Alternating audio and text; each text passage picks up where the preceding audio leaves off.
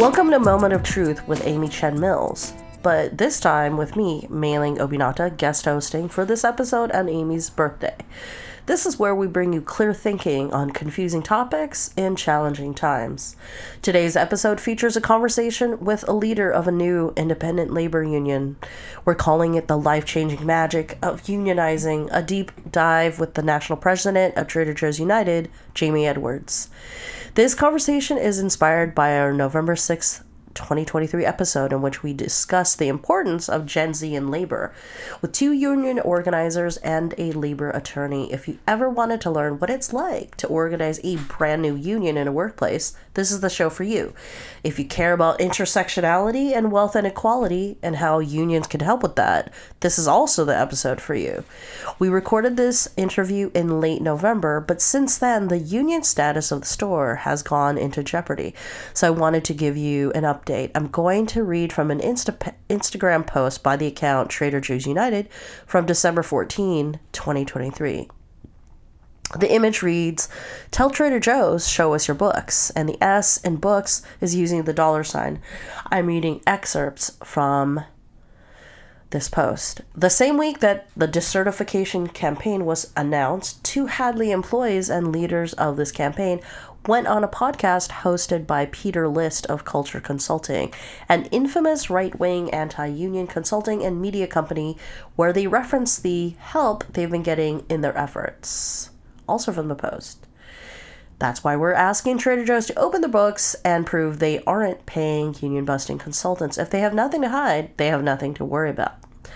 So that's the end of the excerpts. I want to call something out from the post. Peter List is the founder of Culture Consulting, which is an entity that has engaged in union busting before on behalf of Whole Foods, Coca-Cola, Petco, Trump Casino Services, and the Trump Ruffin Hotel. It makes sense that the union is asking to see the books, because if they are indeed paying for the union busting consulting, this shows that they are the ones behind the decertification efforts, and that instead of this being a genuine effort of the workers at the store, that it is an AstroTurf campaign to undo all the hard-won successes secured by the Hadley, Massachusetts Trader Joe's Union. I wanted to include this update at the top of the hour because it may help you understand what is at stake for the Trader Joe's workers at the various stores which are attempting to organize, and give a frame from what National President Jamie Edwards is facing in bargaining with Trader Joe's and in organizing a single store. The power that corporations have right now is due to the fact that their funds allow them to have control to a certain extent over the politics, you know what I mean? And even down to the workplace level, you know what I mean? We need to be organized enough to have some power in our workplace. So, okay, did you grow up in Massachusetts? Yeah, I grew up in Springfield, Mass. Okay. What's Springfield like for people who don't know? I don't know anything about Massachusetts really. Oh yeah. So Springfield, Massachusetts is the biggest city in Western Mass. Springfield is in terms of Massachusetts, I think right now it's probably the highest poverty rate. If not, it's near the top, and that's how it's been throughout my life there. It's the place that probably has the highest density of Black and brown people. So for me, also dealing with just growing up and at a very early age, kind of understanding that the experience that I have is very different than other people who might have grown up on a different side of the city.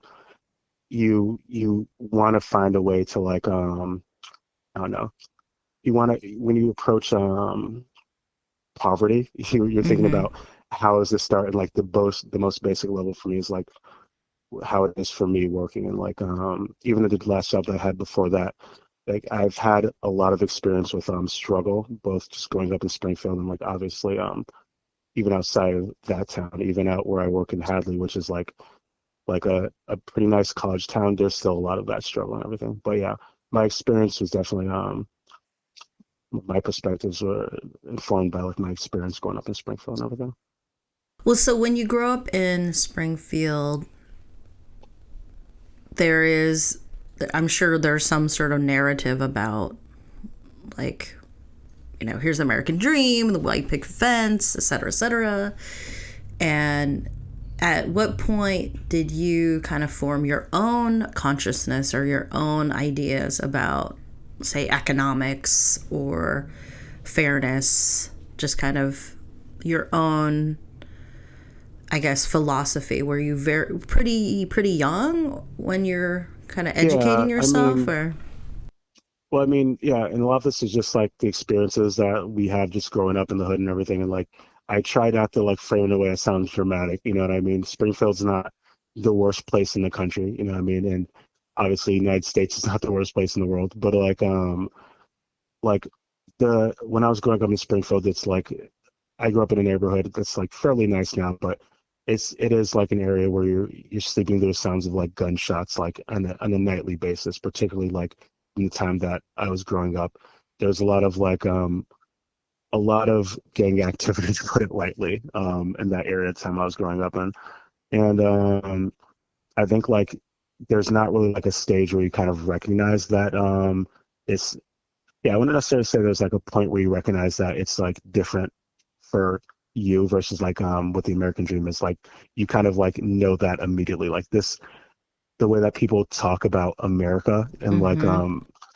about what it's like to live here, it sort of didn't really connect with like what I was seeing in my day-to-day life. It just felt like this is something foreign to me. You know what I mean? Mm-hmm. But Mm-hmm. you start to notice like, you're in school and you see kids from the other side of town and I remember one time there's some conversation about gangs and this kid was just like, gangs? What do you mean? We're in middle school. And that was like the first moment for me where I was just like, oh, this like on that side of town, these people are like they have no idea what actually goes on out here. You know what I mean? Mm-hmm. So that was a big thing for me as a kid. So that kind of made the light bulb go off. Yeah, that made a light bulb go Mm-hmm. off, you know what I Mm-hmm. mean? But like and once again, I don't want to, no sob stories here, but like that is like the average experience of like somebody who grows up in like a certain part of like Springfield, a certain part of a lot of cities in the United States. And you do realize that there's like kind of two different Americas that people experience and it can be like night and day, you know. Mm-hmm. So, okay, you're growing up in Springfield, you're educating yourself, and then you start working at Trader Joe's in 2013, Hmm. and you have kind of this body of experience with seeing unfairness and sort of arbitrariness in the management for the Hmm. next, say, it sounds like 8 years. So I'm just wondering, did 2020 kind of do anything in terms of your awareness or your understanding of, hey, wait, I'm working here and this is what I'm seeing, what I'm Hmm. observing? Did that change anything for you? Well, I would say like so 2020, there's like a lot of points that I think like played a big role, you know what I mean? Mm-hmm. And like even though it's like it's kind of like it makes me cringe because it's so cliche, you know what I mean? I would say even like the first Bernie Sanders presidential campaign that that happened, that was like a point that like I already had like a lot of these politics that I kind of held intuitively.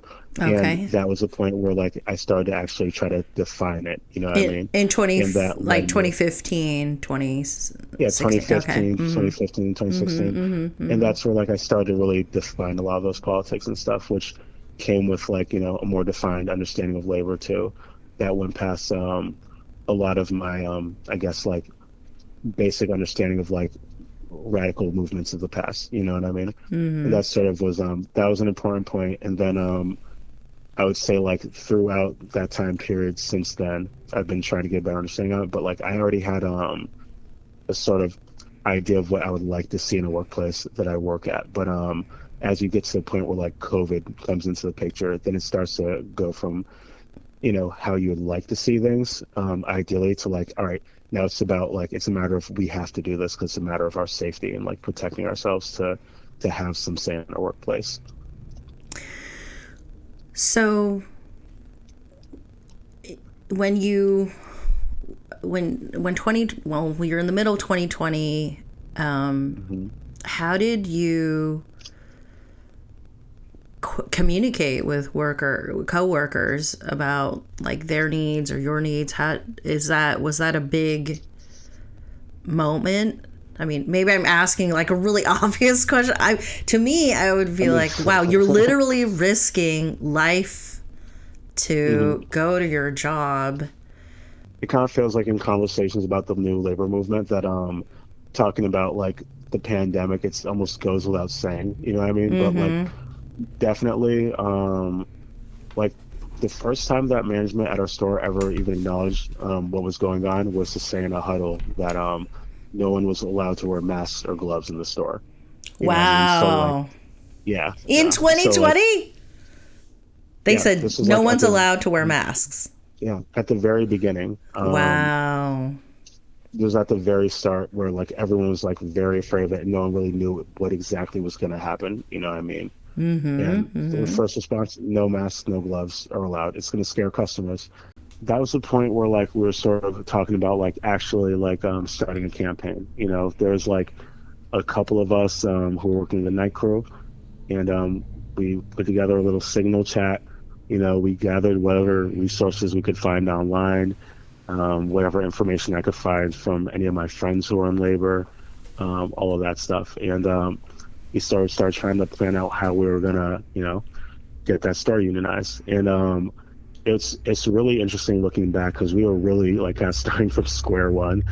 And then like once you know a little bit about this stuff, you kind of take that for granted and you forget what it's like when you're just completely kind of like winging it and just like you're just like whatever you can find online, any advice or whatever you can get from other people. It's like that's all it was at that point. But that's what we were doing, and you know we had our small organizing committee. We were doing things by the book, you know, very much like you know focusing on security. Like none of these conversations can happen in the store. We're doing it on Signal, a good app for like anything like this, end-to-end encrypted. You could set it so like notifications don't pop up on your phone. Like you never know. You could just have your phone plugged in the break room. Somebody texts you and it pops up on your phone, and someone can see some Mm-hmm. of the message. Something you'd be surprised at like how much you can give away in terms of information for something like that. And Mm-hmm. we were thankfully very aware of the level of risk because I think most of the danger comes when people aren't aware of that and they Mm-hmm. don't really understand that like if the wrong person finds out about any of this, you will lose your job. You know, I mean, it's not really a matter of if, like, when you're at that stage where you haven't gone public yet and you Mm-hmm. can't necessarily even prove the company knows you're organizing, they will fire you. You know, what I mean, that's just how that goes. So, like, Did did you and mhm. did you see that at the store? People getting fired because of that? Well, so something that did happen. Now in our group, there was our group who was organizing to unionize, and then there's Mm-hmm. another coworker who was organizing with stuff like petitions and everything.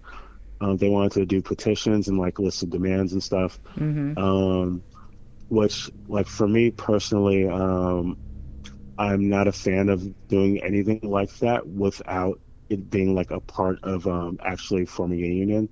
Because the whole point, the reason why we would get a union in the first place is because that builds you like the legal infrastructure to like protect yourselves against retaliation. And there's Mm-hmm. going to Mm-hmm. be retaliation or some attempt at retaliation Mm-hmm. once you start doing stuff like that. So you don't want to be in a situation where you're just kind of we're just poking the bear without being able to like defend yourself and your coworkers first. So for us, like the strategy isn't to do anything like that until we firmly have like our majority established, until we know that we have a majority of support in the Mm-hmm. store, and we know that we're going to have an election to have a union.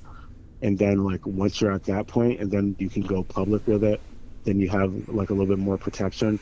Then you can start doing like stuff like that, and it'll be a little bit safer. But pretty much what was happening there was somebody was trying to organize to do these things. They were talking about it at work a lot. Sometimes the managers in earshot, and management ended up firing them. They gave them like a series of write-ups within days of one another, which is extremely uncommon. and they got fired. And I don't feel like there was anyone at the time who didn't know that it was retaliation. Like, it was very Wow. obvious. Are there many different places to work? Like, do you feel like people have a lot Oh of yeah, different I choices, or? mean, I'm from Springfield. My first time being at my Trader Joe's was when I applied there. Oh, okay. um, yeah, but I will say, like, at our plaza, there's a lot of places to work, and I would say like a lot of them have their own set of issues too. But yeah, I would say there's some options there, but it's kind of like a lot of the same. A lot of If the we're same talking type about of like options. entry Mm-hmm. level, yeah, the same type of, if we're talking about just like entry level like retail work and stuff, it's a lot of the same. And like the way that people talked about Trader Joe's at the time, Trader Joe's was the gold standard for what that kind of work was supposed to look like. You know what I mean? Why So like and why was that? Why was that? Like, I do why think was that at a it the certain point gold in standard? time that oh yeah, I think at a certain point in time that there's some truth to that. You know, people were compensated very well. There's really good benefits. Like by the time I got there, I was already in the middle of a wave of changes that were happening, and over the 10 years I was there, I saw more. Like there was a time workers could work overtime hours, pick up Mm-hmm. overtime. By the time I got there, it was like if you went to 40 hours, you could like actually get in trouble if you go over that 39 hours. You know what I mean? Mm. You used to be able to get your health insurance at 20 hours a week. And then in response to the ACA passing, they pushed it up to 30. Well, I think Trader Joe's it's privately held, so their Hmm. financials are completely opaque. It's not like Hmm. it's not like a publicly traded company where you can at least Hmm. look up their annual report or something. So, Like how we gauge like how the company's doing is based off of like if they're still opening up like new locations around the country, then we'll assume that oh, you know what I mean, that oh, they're not interesting. having the worst financial times. So that was one of the things that people were looking at. But in terms of that, yeah, the first time, not a ton of people. We have like roughly 100 people in store, or had roughly 100 people in store at the time. Mm-hmm. So we are probably still like within the first 25% of the people in the store, the first campaign that we had. And that was strictly the night crew too. And then the second campaign, which was because like actually to I guess continue that story, the person who had gotten fired when they were organizing, they ended up Mm-hmm. coming in the store and they talked about some things in like a very thinly veiled way and within earshot of management. And Mm. within like an hour after they left, I got pulled in the back and was given a write up for attendance. Um, Wow, but that had yeah. nothing to do with Now, you. right, That's so and so that's weird. like so yeah, and to this day I can't say for certain what they knew or what they heard or if they just thought it was Hmm. suspicious in some way that I was like having those kinds of conversations with them. It's hard to say, you know what I mean? They're certainly never Hmm. going to tell me, but like we definitely all got the impression that they were onto us, so we're like we're going to have to lay low for a while. And then Hmm. unfortunately a lot of the people in that original organizing committee ended up leaving the company because what you tend to find is like when things are bad at a certain level, people Mm-hmm. are either going to organize or quit. And in the Hmm. absence of organizing at the time, people were just like, I can't continue working here, and they ended up leaving. But It's just too much. yeah, yeah, it Mm-hmm. was really it's a lot like even with everything that's going on right now, which is a lot, which I'm sure we'll get into. It's still like very chill in comparison to what it was like in those early stages of the pandemic. It was a Mm-hmm. very intense time. So now we're at some point in 2021. It's Hmm. Yeah. it's you assess that it's kind of a time to sort of cool things down, and then some people leave. What do you do at that point? So yeah, so we get to the point where like some people left and end up just being that like the organizing effort sort of fizzled out. And there was like a long period of time of, some of us talking about like, trying to get started up again. But there wasn't really like the will with the people that were there at the time to be a part of like the actual group that was doing the organizing. You know what I mean? Mm-hmm. Um, so then come the beginning of the next year, that was sort of when I was reached out to by Meg, who's currently our director of communications, and she was starting an organizing committee in the mornings. You know what I mean? Her and Tony, Tony, who is our former organizing director, one of our main organizers, Woody, who's currently our national treasurer, and a lot of others who are just longtime employees at that store who've been there longer than me. Like, Oh. this is the funny thing too, is like I was the newest hire of the people who were in that Oh, organizing committee. really? Wow. Yeah, yeah. That's So like funny. it's funny because like you'll have like anti-unionists talking about like, there's new people who haven't even been here voting on this. I'm like, but I mean, all of the supporters, I mean, the people who are a part of this organizing committee, they are OGs of this company. We've been here for a Mm-hmm. very long time.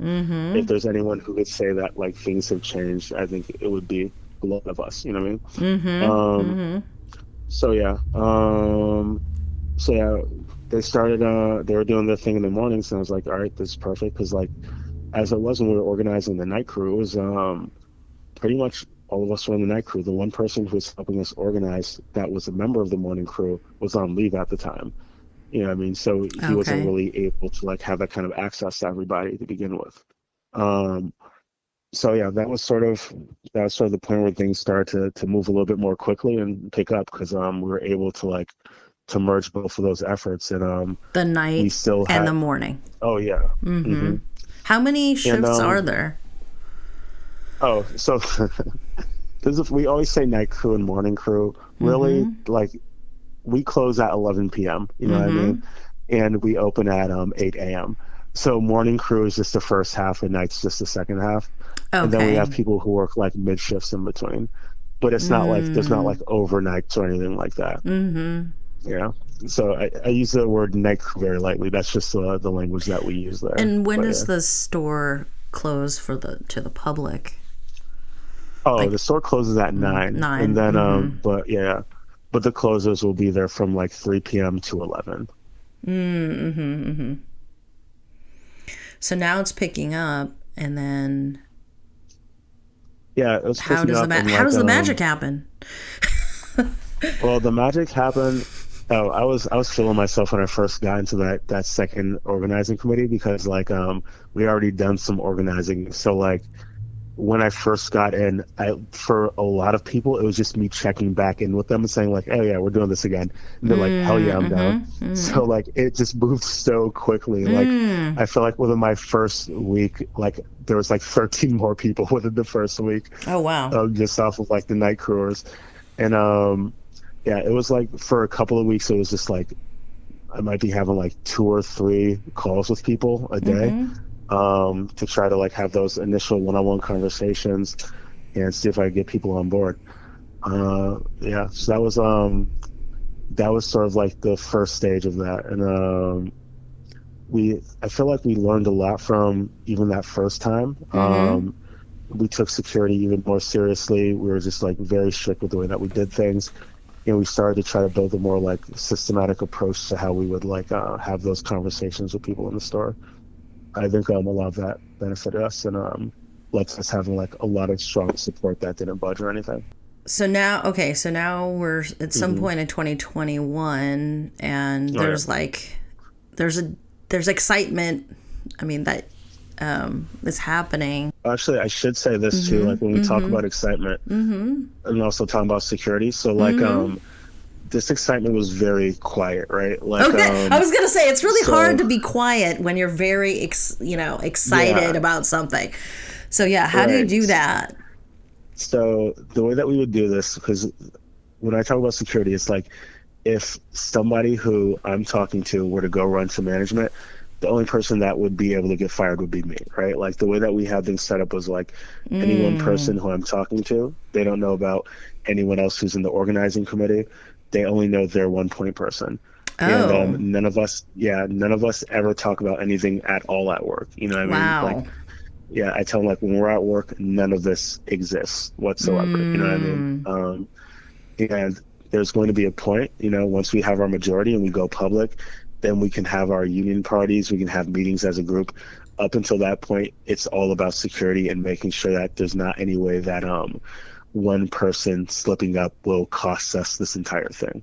Wow. So is that something that you kind of figure out organically, or did you hear about that from someone It was else kind of or from some yeah, it other was kind of a groups? combination. Yeah, so like the standard way that people approach this is that you don't have those conversations at work. You know what I mean? Okay. And yeah, like so that's like one thing. Some people will say that like depending on how much of a time crunch you're in, you can. I would say don't be in a time crunch. You know what I mean? That's the Don't solution of don't that. You hurry. know what I mean? Uh-huh. Uh-huh. Like never rush. Like the way that you do things need to be based off of like hitting certain benchmarks, like certain amounts of support, and knowing that your support is solid. It should never be based off of a timeline.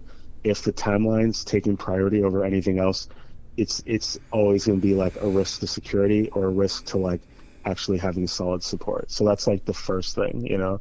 Well, Um, so I just want to kind of paint a personal picture when you're talking to people, and this people are fearing being fired, mhm, right? mhm, If mhm, they have anything to do with this potentially. mhm. So what makes people say yes? So that part's kind of interesting too, because for the most part, I know that us as organizers, we feared being fired. Mm-hmm. But a Mm-hmm. lot of times, if you're dealing with someone who doesn't understand how like this stuff normally goes, they a lot of times you have to like sort of you have to explain what the stakes are. You know what I mean? When you Mm-hmm. first start having those conversations. And like when I would open up a conversation with someone and like when I'm talking about how like we don't have these conversations at work, it's like you have to build rapport with all these people that you're working with, and then once you get to that point, you can say like, you know, there's some mutual trust there. You'd be like, yo, I want to talk with you about something related to work, but not here at work. It's something we Mm-hmm. can't talk about here. You know what I mean? And then Mm-hmm. when you have like one of those phone calls, like it sounds really intense, but I start off with like you know I want to talk about stuff related to working conditions. And I do have to start this off with like whatever we're talking about here has to stay between us for right now. You know what I mean? Because Mm-hmm. this if this gets back to management, I will be fired. They like people need to know Wow. that it's not like a possibility, it's certainty. You know what I mean? Like that the stakes are Mm-hmm. high. Mm-hmm. You know what I Mm-hmm. mean? And then after that we can sort of like move from there. And we don't go right into like asking people if they want to be in a union. You know what I Okay. mean? Yeah, Not right off that's the bat. no, Uh-huh. that's a no-no. It's really a conversation like if there's someone who like is a newer employee, you might have to Mm-hmm. do more work sort of like explain to them like how things have been and the trend, like the direction in which things are going, right? Mm-hmm. If somebody is brand new, like everything that's happening there, that's just the status quo. They might not have the context of like, this is what it was like 10 years ago. This is what it was like 5 years ago. And that there's like been a consistent like chipping away at what the company offers us. So like Mm-hmm. that's something you would have to establish first for somebody who might be a little bit newer. Oh, If it's interesting. someone who yeah, and if it's someone who isn't, you can sort of just like bring it up and be like, yo, like this is how things have been going. Like, how do you feel about this? And like, it sort of leads both of those lead you kind of to the same place. And even then, first you have to like get to the point where both parties acknowledge that there are problems there that need to be fixed. And then after that, we get to the point where we say like, all right, in theory, would you be cool with us like all trying to get together to work on solving these problems together? You know what I mean? And then Mm-hmm. if someone is on the same page as you at that point, and this is very much like a stripped down version of how these conversations work, but Mm-hmm. once they're on the same page as you at that point, then you can like introduce the U word. And but The U even word. at that point, oh yeah, the U Uh-huh. word. It's called the U word. Yeah, Okay. oh yeah, it's a dangerous word. Mm-hmm. Mm-hmm. But yeah, even at that point, like we don't really go straight into like, would you like to unionize? We Mm-hmm. start off with like, what do you know about unions? And that's like a really important Mm-hmm. part because Mm-hmm.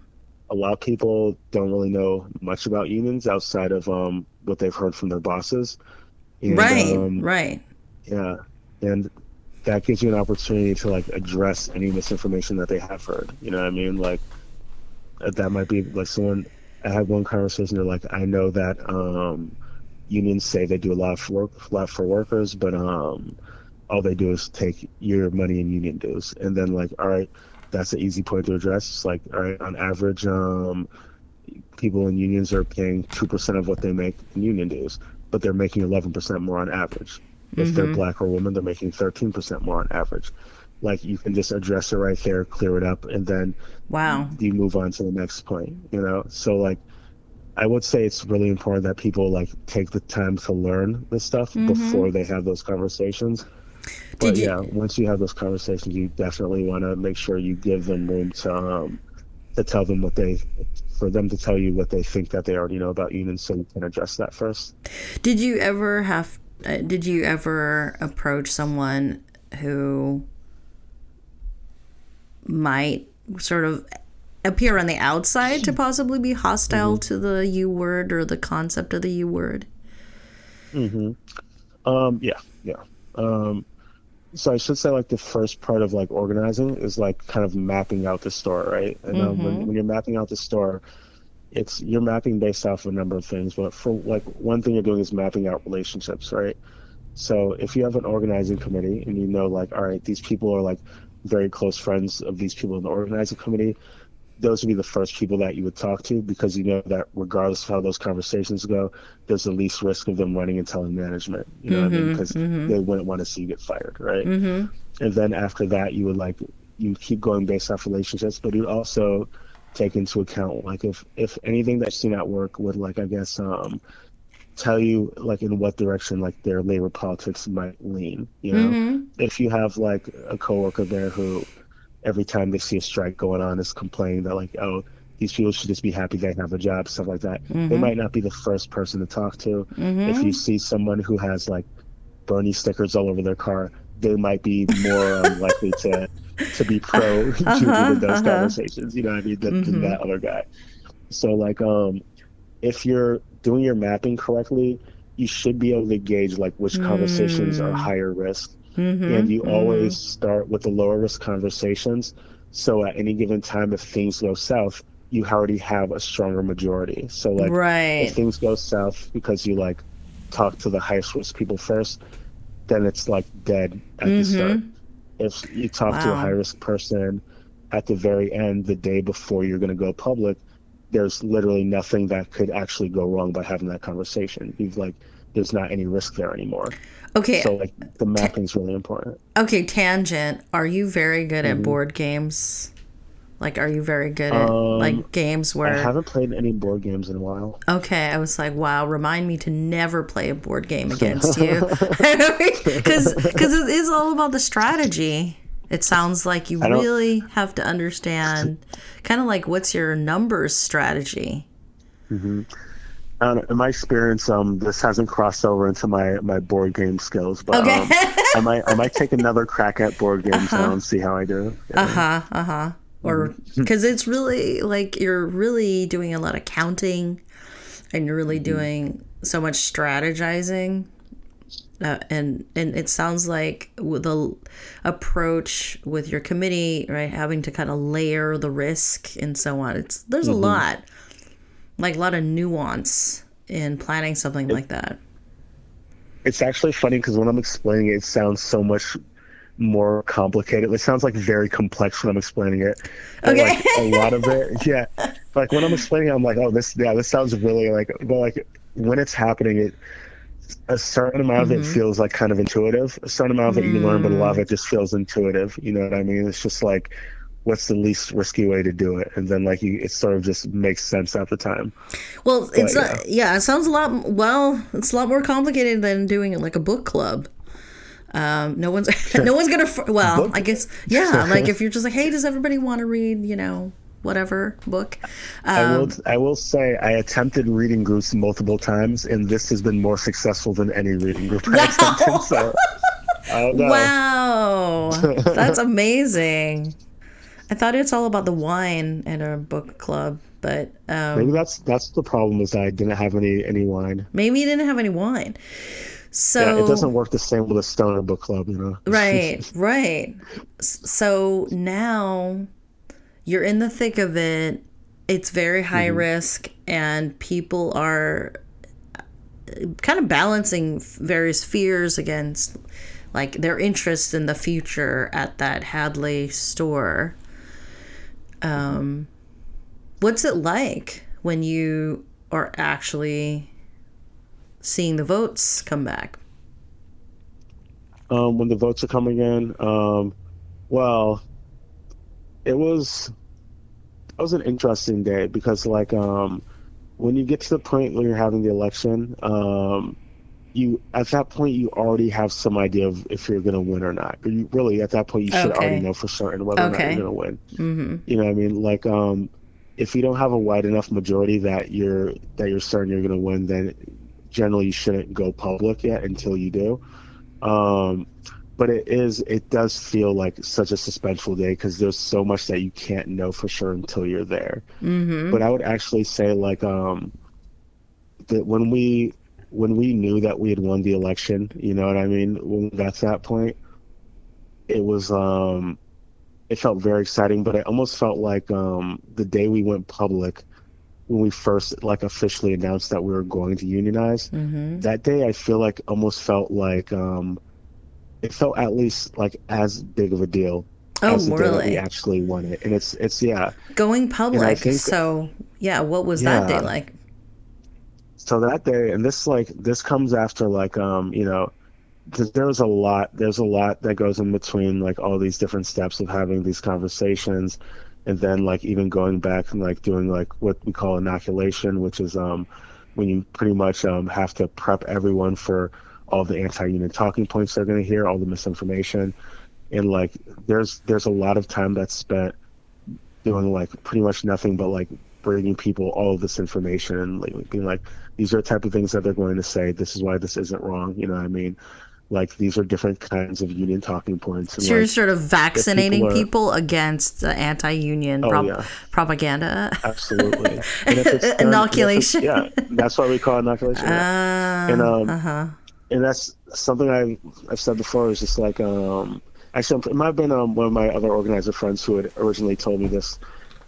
You always have to do this before going public because it's inoculation, not treatment. You know what I mean? And like Mm. that was like a really important thing because once people get scared by the company, there's no Mm-hmm. guarantee that you can ever get them back. Wow. Like Right. they're- once they're at that point, they might just not return your phone calls. Period. You know what I mean? Like Mm-hmm. then you've just lost them. You know what I mean? So it's Mm-hmm. like it's so important that these people are thoroughly prepared before you have your election or before you announce your election. You know what I mean? Because it's easy to have a strong majority when the company hasn't started union busting yet. But when they Oh. start pulling out all the stops, that's when you really know if these people are really going to stay supporters. And like that largely depends on how good the inoculation was. Like if there's good inoculation, they can hear a talking point they've never heard before, and they would already be able to like explain why it's BS. You know what I mean? Oh, Like could you give me an mhm. example? Yeah. So all right. So let's say we have like a bunch of anti-union talking points, right? What I would usually explain to people is like, all right, these are the types of talking points that they usually use. Like one of them would be like some of them are just outright lies, some of them might be an appeal to emotion, some of them might be third partying the union, right? So if somebody says like let's say they say like, all right, well if you're in a union, that means that you won't be able to talk with your managers anymore. All right, so that's like that would be like considered like third party in the union. Anytime where they say like if you're in a union, this will happen or that will happen, Mm-hmm. it's starting off with the presupposition that like the union is making some kind of rules that you're not the one who's like deciding. Oh, Like okay. the only way that that would be the case would be if you decided that you want it in your contract that you would not work directly with managers. So like once you sort of get that part down, it doesn't matter what they say. If it's something that like that falls within that category, you can say, no, the reason why this isn't true is because the only way that would happen is if we democratically decide that we want that in our contract. So you don't have to address every single point. You just have to address the type of talking point. Mm-hmm. Um, but some of the ones that I guess you would have to directly address are the ones that are just outright lies.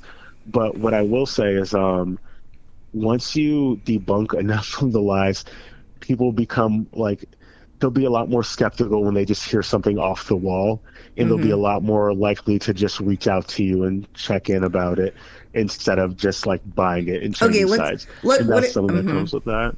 What if somebody, okay, let's say somebody's like, oh my gosh, somebody said, I can't get my own raise. What's up with that?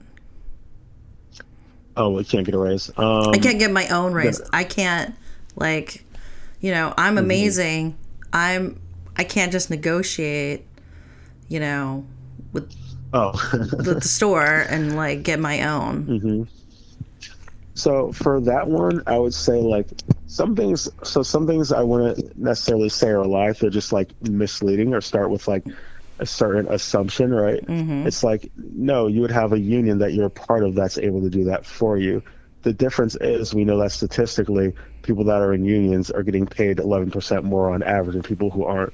So like all the data tells us that by being organized and having people do this as a group, that you get better results than an individual trying to convince their boss to give them a raise on their own. So like that in itself can be enough because we know that in practice that doing this through bargaining actually yields better results than you doing it on your own. So then the question becomes, why would you want to do this on your own if you know that we get better results by doing it that way?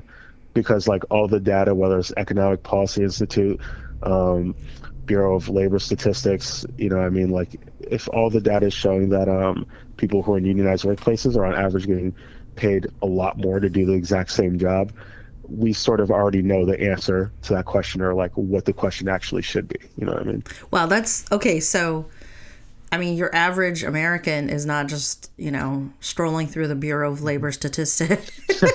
So, or That would actually be wow. funny. It's just like why are you asking me that? Haven't you looked up the numbers yet? Yeah, like, wow, oh, my bad. I didn't like spend my free time hanging out on the economic whatever, whatever.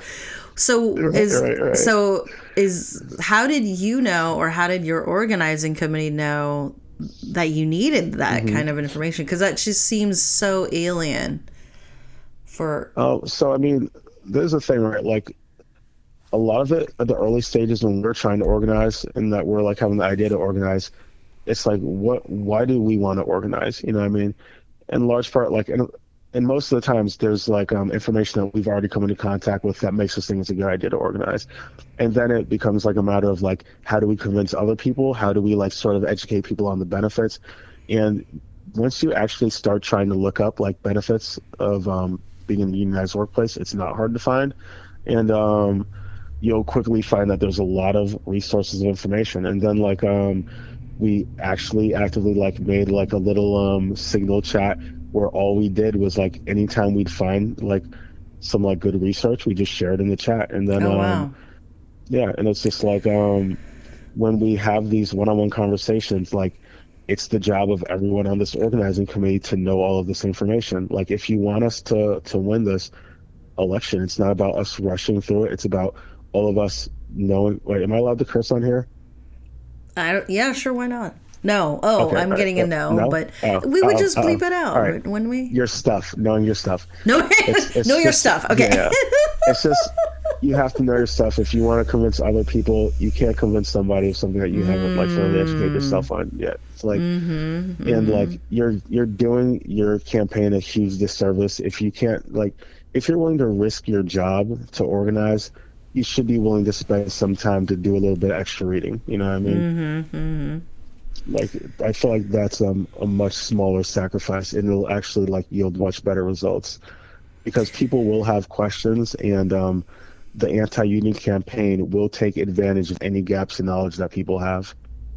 Wow. So never play Trivia Pursuit with people on an organizing committee for a union because you'll be so beat.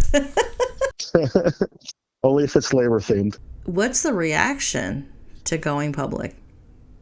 It was like it was an intense day. So like the day that we went public, because like it was there's so much time and there's so many different points where like there'll be different people in the organizing committee who are so like excited that they think that they're ready right then, and like for me, I'm like the person who's like kind of just like, all right, guys, we got to be patient. I know it looks good now, but like we have to be prepared. Like you want to be sure that you'll be able to win in a worst case scenario. You don't want to be able to win in the best case scenario. That's an easy point to get to, but you need like a strong buffer for like whatever ends up happening. So like there's a lot of that. There's a lot of people like really struggling to stay patient with the process. And once you get through all these steps and you like actually like we have a strong majority. Now we're officially done with this phase.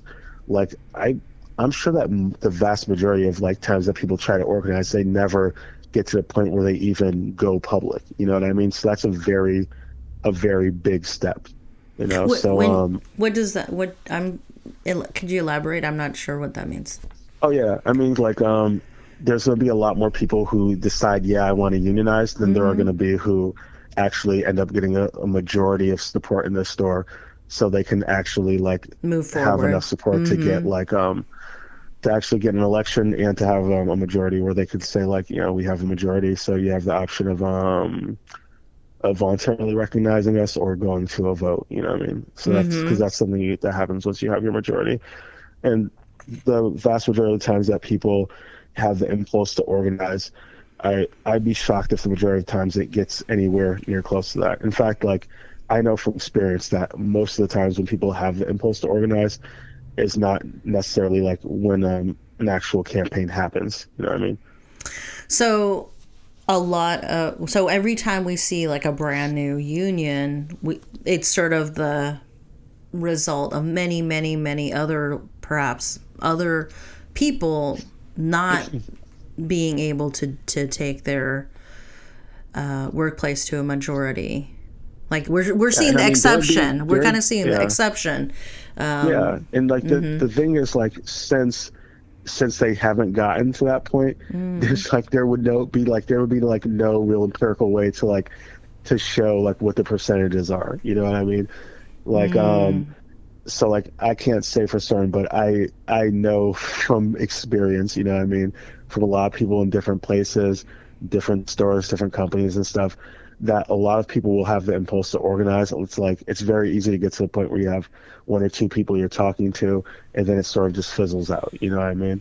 It's just not enough critical mass. Yeah, exactly. And also, like, honestly, one of those really scary things about it is like, even like, depending on the situation, you could do everything right and still not win. You know what I mean? That's entirely possible. Like, if we did absolutely everything right and it wasn't the combination of like, let's say the store capping that we had for years leading up to that, if it wasn't for a combination of that with COVID, you know what I mean, with specific policies that the company had that made people angry, then even if we did everything the way we're supposed to, it might not have been enough to get a victory. You know what I mean? So like that's another part of it too. But like yeah, you could do everything right and still not necessarily win. And you could but what I will say is, of course, like I said before, if you should know before you go public whether or not you have enough support to win. So like if you're not able to get to that point, then you don't like pursue an election. You know what I mean? Okay. You never want to put everyone's job at risk for like nothing. For like it's not, that's not something you want to do.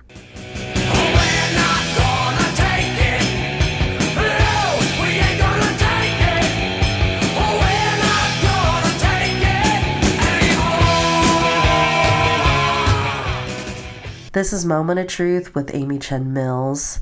I'm your guest host, Meilin Obinata, interviewing Jamie Edwards, the president of Trader Joe's United. One of the concepts Jamie Edwards was explaining was structure testing. That is when you ask people to conduct an action together. This helps them build confidence in just doing an action together, but also helps you gauge how much support you have in a given workplace. I also asked Jamie to give an example. As a rule, we don't want to do anything that's going to be an unnecessary risk. So what we're going to do instead is do a red shirt day. This is 100% our uniform. You know what I mean? So what are they going to say? So wait, what do you mean it's 100% your uniform? Yeah. Oh, so our uniform, we have like Trader Joe's t-shirts. You know what I mean? And one of the colors is red. So we're not doing anything outside of dress code. So we just all wear the same color shirt. Yeah. So wow. And that's one of those actions. And I mean, it was funny. It was a very funny day. But like just because of management response. But then also like when you do that, you see like, all right, there are some people who may have still been like afraid to participate in this action. You know what I mean? And then you also see like, okay, all of these people were like, no hesitation did it. You know what I mean? So like, we actually know that we really have that support, because like, if somebody is willing to do an action publicly in the company's face, then you know for certain that they're willing to do a vote that the company doesn't even see. You know what I mean? So like, Right, that's, anonymously. yeah, exactly. So that's one of those things. And for management, that was that Wait, had to be an so interesting day for them. well, so did they know what? I mean, or rather, when did they know what that meant? The red shirt, or is that I like think immediately as obvious? oh yeah, if they come in and they see that everyone who's on the organizing committee is wearing the same color shirt, they're gonna know what it's about pretty immediately. Okay. Yeah, yeah. And then like it was, that was such a good day too, because like, you gotta keep in mind, right? Like when you're first coming from that first stage of organizing, everybody is like, we drilled it into everyone's head that this all has to be secret. So it takes a lot for everybody to like, to go the opposite direction and be like, all right, now we all have to be loud about this. You know what I mean? It's important for every single person in the store to know that we all have each other's back. So like, they have to be confident that they can win this, for them to like be very bold in the actions that they're willing to take. So like when we saw everybody wearing like the red shirts, it was like actually like really, it was really cool that day. Wow. Like, I felt like I was surprised at how many people actually did it, because a lot of people were afraid, you know what I mean, of being like open with their union support. But next thing you know, we're looking up at the registers, it's just everyone in red. You know what I mean? Really? Yeah, and it was Wow. it was funny. Yeah, it was funny. Like, one of the managers was making jokes about it all day. He's no longer a manager there, but he was like probably the only manager who hadn't broken the law throughout the campaign, and he Wow. he found it hilarious that we were all in red, because he knew that like, you know, management was really coming down on us with the union pins and stuff.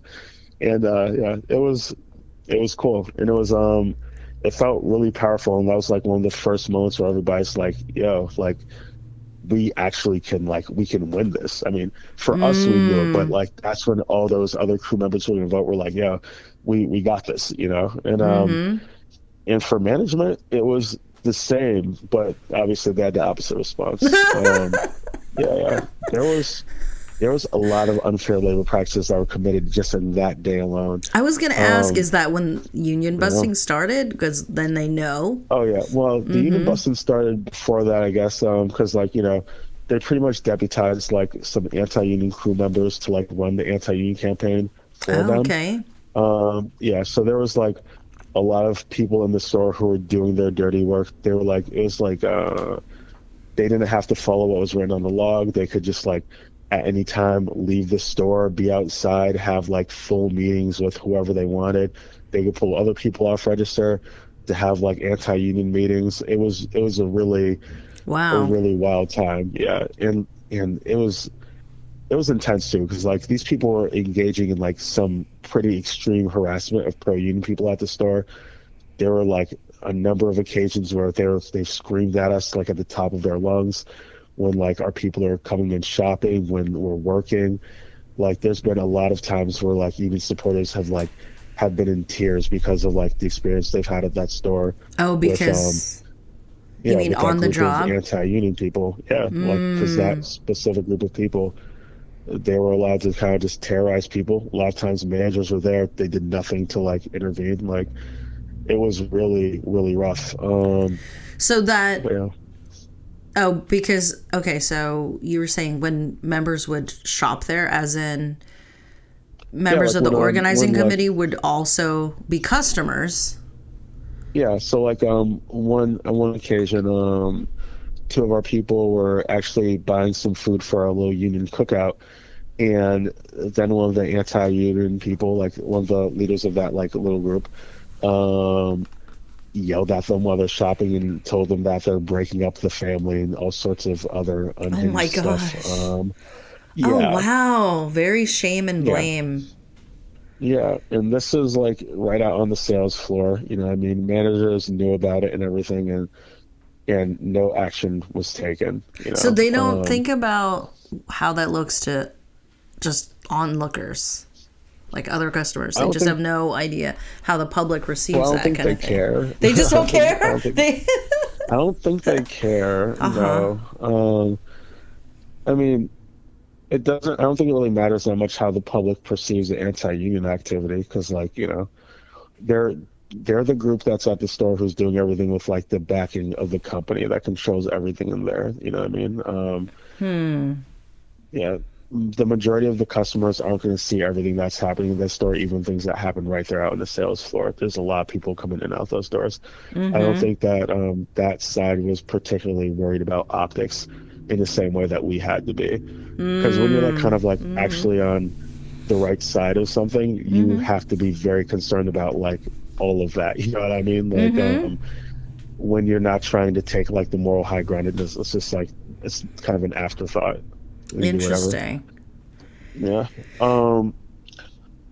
But also it's not just that, but like also the company is going to let things slide when they do it. And Of course. if we were to even Yeah. like respond like slightly aggressive way when we're the victims of harassment, we would have definitely been fired on the spot. But yeah. But I guess to briefly go back to like the red shirt day thing, like that was like the point where we were able to openly show support, and like there wasn't only anti-union activity coming from those anti-union crew members. There was a lot of direct stuff from management, and one example of that was a manager asking someone like, "Hey, are you wearing that red shirt because you're a union supporter?" Which like that in itself Whoa. is actually against the law. Oh, really? Yeah, they're not allowed to ask people how they're going to vote in the election. Okay. But yeah. And but the person was just like, yeah, that is why I'm wearing the red shirt. And this guy says, well, just so you know, if the union wins, we're cutting your pay. Oh, like, Wow. yeah.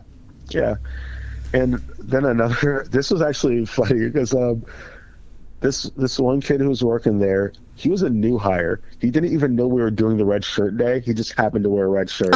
And the store captain just went up to him.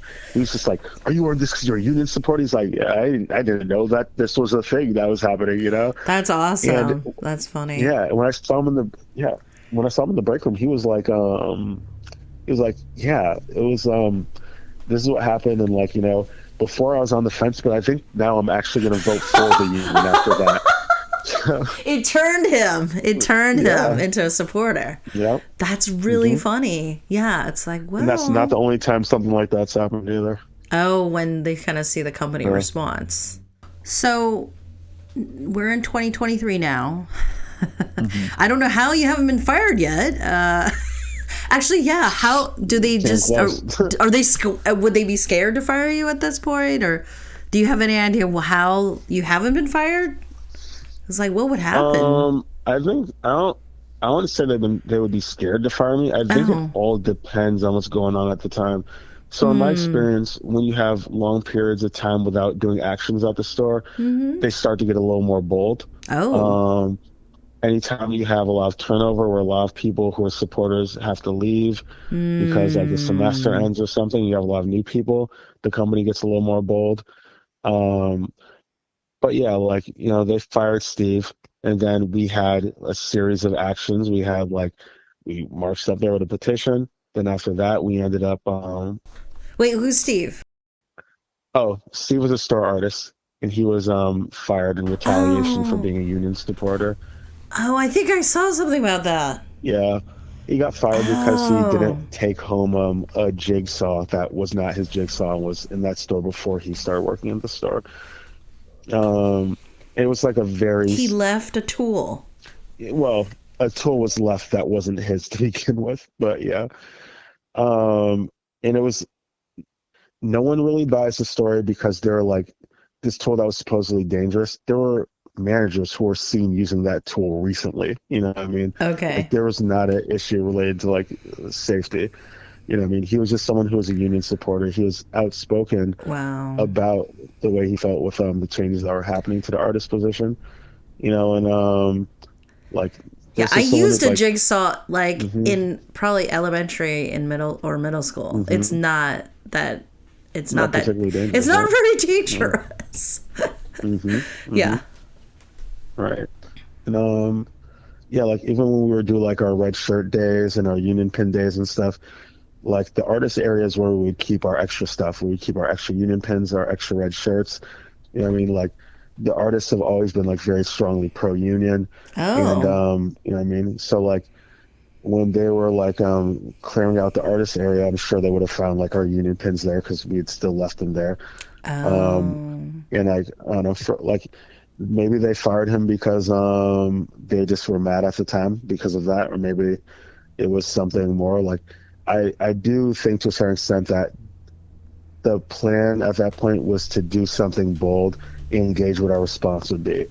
And I think that if we didn't respond by like having enough support to have like a Hmm. solid series of actions, Mm-hmm. they would know that it can be open season. They'd be probably, if we didn't respond aggressively, my guess is that all the union supporters would have been fired by now. So it's interesting because you're kind of talking, what you're talking about is like a dynamic of like, how do you deal with a bully, right? Do you stay quiet or do you say something? And it sounds like there are consequences for not saying something. I think when it comes to dealing with a bully, you have to show them that you can't be bullied, and that's sort of the situation Mm. there. You know what I mean? You have to Mm-hmm. flip the dynamic on them. You know, Mm-hmm. like they have to understand like you have authority over us in this place, but at the same time, when we come together, we are the entirety of the workforce here, and like we are the ones who have all the power. And like when you flip that dynamic on them, you see the vibe change very quickly, and then when they feel like they can get away with, they'll start trying to do the same things again. But that's normally the way it goes. It goes in cycles. So yeah, like after Steve got fired, there was a long period of like of calm before that. You know what I mean? A lot of supporters had Oh. left. You know what I mean? And a lot of new people were there, and Mm-hmm. the company's probably saying like, all right, I don't know, this is probably a good time to like test and see where they are.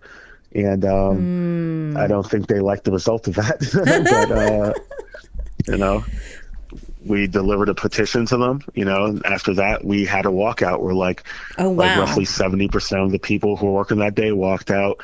We Wow. had people from all throughout the community. It was like hundreds of people were outside of that store.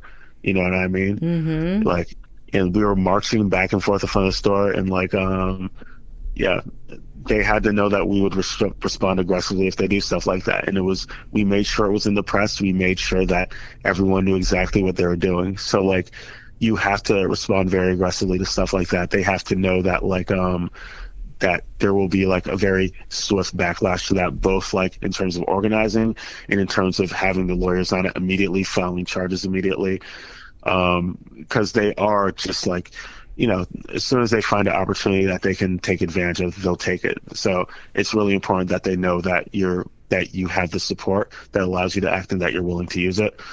And yeah, so we did the petition, we did a walkout, and then after the walkout, there's another action where like supporters called into the store to ask about why they fired Steve, Oh my and gosh, like that's we had, awesome. yeah, there was people calling. There's so many people calling that when Tony got in that day, the Mm-hmm. phones were just left off the hook. Like managers were taking the What? phones off the hook.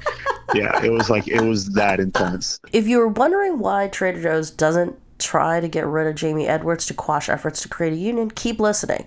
Jamie tells a story of when they tried to kick Jamie out of the store. When there's a disciplinary conversation that's happening and you're in a unionized shop, you can have a wine garden representative, and that's a person who like that's a part of your wine garden rights, where that Okay. person can be a witness to that conversation, and that Mm-hmm. person can, if you actually have your contract and all that stuff, they can actually like help you with like the disciplinary process and everything. You would have a right to bargain over disciplinary actions. So like the fact that he says that, I now know that this is a conversation where I'm in trouble for something. Mm-hmm. Mm-hmm. So I'm like, okay, all right. So Tony happened to just be starting the shift. So like I'm like, hey Tony, you guys suck. I'm gonna need a wine garden rep. Tony's like, oh really? So then Matt's like, I'm actually going to have to ask you to grab your belongings and leave the store because What? your behavior is very aggressive and very threatening. And I'm like, What? huh? What? Wait, What? like where? Like, and he's just like, listen, I have people writing statements. I have witnesses. you made a scene, like, A which I think was funny scene. that he said I made a scene because I'm allowed to make a scene. You know what I mean? Anytime we do an action, we make a scene. You know what I mean? Like, I think he sort of like gave it away there that what it was really about was the fact that he was embarrassed that I called him out and there was customers around. But yeah, so like when you're kicked out, like the assumption is you're getting fired the next day when you come in. Like they're just having you leave now so they can get the paperwork ready. So I'm planning on getting fired, but Wow. like I knew that I was going to make a post about what had happened, and Tony is a strong believer that that's what saved my job. And Oh. Tony was just like, you should make sure you make that post tonight because they're probably going to try to fire you tomorrow. I'm like, yo, good call. So like I made a post explaining everything that had happened. I put in additional context. I felt like, because like for me, honestly, it felt a little weird, right? Like, because there's been a lot of retaliation, and this is the first time anyone's made it about feeling threatened or being scary. And I did feel a little bit weird about that because the first time that happens is with me. And like, there's a guy who has his like thin blue line patch on his backpack and his Punisher logo on his backpack. And a what It logo? feels the Punisher logo, which is used by it's used by a lot of like pro police groups, but the Punisher logo is like often used with like far right groups who is in response to like BLM related stuff. Oh. So yeah. So it definitely felt like there were some racial undertones there of that situation. So like I made a whole post explaining everything that happened. This is like still up on my Instagram, and we shared it as a collaborative post with the Trader Joe's United account, the official account, and a lot of people saw it. There was like a lot of people were upset in the comments. There are people in the comments talking about their experiences with the same captain at other stores. It was Oh. like, and it was me telling the story. And the next slide was literally the letters that my lawyers had typed out and sent to them. You know what I mean? It was like, Oh. it was just, that's what the post was. And as soon as that happened, they had done the charges and everything. They sent those emails out to the company. So like immediately when I get back in the next day, like there was already customers who were like, who had seen me in passing. They had heard about what had happened. They're like, yo, what's going on now? I'm like, I don't know yet. I mean, I guess I'll find out soon, So there was a lot of people who had seen it. I'm sure the company saw it. And I think that might have protected me because I feel like if it would have stayed quiet, I would have went home and not had a job that day. You know what I mean? Wow. But what ended up happening instead, in some ways, felt a little stranger. Um, I get in, they're like, hey, we actually want to talk with you real quick. You can grab a wine garden rep. And I'm just like, all right, it's time. I'm assuming like, all right, they're firing me now. It's what I expected was going to happen. So Tony's on register. We got Tony off register to come with us. And then they take me outside. It's neither of the managers that are there are the one that, neither are the store captain who had that actual interaction with me. So these Okay. people were literally not there for it. You know what I mean? Oh. And they're reading me this write-up. As soon as I pulled the paper, I'm like, okay, they're giving me a write-up. So while one of the managers is reading, I peek over his shoulder to like to see, like to skip ahead, and I stopped him like, whoa, like this didn't happen, right? Like, there's like, I'm looking at the paper. It says I lunged towards the store captain with my fist aimed at his head. Those are the literal words that they used. Wow. Yeah, and this is for like a conversation that happened in a busy store, like at the bridge, which is across from all the registers. And you're telling me no one saw that, and I lunged Right. towards him with Right. my fist? Like it was wild, right? And like, mind you, there's also another of my coworkers was literally standing behind me when we had the conversation, and I cannot tell you how hard he laughed when I told him what it said on the Wow. write-up. He's like, yo, he thought I was joking. He's like, it doesn't say that. I don't believe you that it says that. I'm like, yo, it says that. It was one of those, like, I was mad, but it was actually funny because when it says something about lunging in my fist, like, like the post Superman does when he's flying with his fist. That's what I like actually imagined. So it's just Okay. this seems like so absurd that it's just very funny. But yeah, so like that was what was written in my write up. And I made another post like immediately after I got out that night about that, and it was just like, sort of explaining like that situation and like how kind of weird it feels because I don't think I've ever been in a situation similar to this one. Like, and I'll definitely not relate to this union stuff. It feels really weird to have somebody kind of just like make up a story out of whole cloth, and that's not a normal thing I've experienced. And I've like people lie. I mean, usually people will like sort of just go with their interpretation of something that can like go in other directions if like you like sort of read into it. I mean, like I thought that what was going to happen is he was going to tell the actual story of what had happened and then like say that something about my tone or my body language was aggressive. And I think maybe that's what he was originally going to do. Maybe the company told him like that's not good enough because you messed up by like sending this person home. And maybe that was the reason he had to make up a more extreme story to justify it. Otherwise, he'd be in trouble. I mean, that's just a guess. I can't say for certain, but like, I don't know. For some reason, they had to create an entirely different story, That's weird. yeah. But then So, I think yeah. I just found the posts. That happened in October of 2020. That's like six or Yeah. 7 weeks ago. Yeah. It's fairly recent. Wait, so what happened like after that? After that, we blew that up on social media. It was in the press. Trying to remember. There's a couple of interviews that had happened after that, and we talked about it. But for the most part, with that specific thing that happened, most of what we did was like file charges around it, and yeah, that's where we are right now with that. I'm not really, of all the things that are happening, that's what I'm the least worried about. Oh, It's really? actually one of the things I'm the most, well, because it's like, there's the thing, right? Like, it didn't happen, you know what I mean? He won't be able to provide witnesses to it happening because there aren't any, and I can provide witnesses to it not happening because there are those, you know what I mean? Oh, So, like, uh-huh. and like, when push comes to shove, he's going to have to actually choose to commit perjury under oath if he wants to say that happened. And Oh, I'm wow. not, yeah, and I don't know that he's going to really want to do that, though it would be interesting if he did. So ultimately, like, he's in a situation where he's dug himself into like a really, really bad spot, and now he's going to have to deal with that when it comes to a hearing. You know what I mean? And nothing's for certain, but I mean, I would say I feel certain that that I feel certain that this will be cleared up completely, and it's going to be on him that he like literally made up an entire story, and then like with other charges that we've had, they can quietly like try to settle it or whatever, and like